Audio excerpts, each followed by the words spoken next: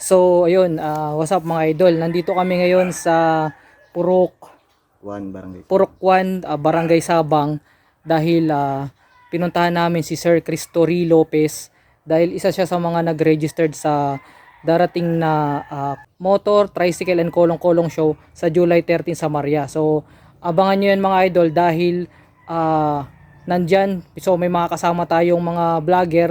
So, sa susunod ipopost natin kung sino yung mga vlogger na kasama dun sa motor show. So, ayun, Sir History, may konting tanong lang ako sa iyo. Since nakapag-registered ka naman na. So, yun. Yan. So, mahilig naman tayo parehas sa sa motor mag-assemble. So, ang plano mong i-assemble ay RS. RS100. Oo, RS. So, ayan. Yung RS, kung naalala nyo mga idol, ang RS ay parang, ano yan, 2-stroke. 2-stroke siya, sir, no? So, ayan, 2-stroke. So, ibig sabihin mga idol, kahit anong motor ay pwede nyong pagandahin.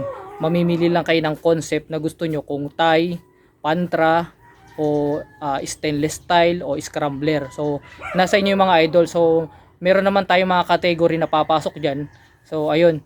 Ang kailangan nyo lang gawin, mag-iisip lang kayo ng style talaga at kung ano yung babagay dun sa motor. So, ayan, sa mga mahilig dyan magmotor, tulad ni Sir Cristory, mahilig, so ayan, sali na kayo sa July 13.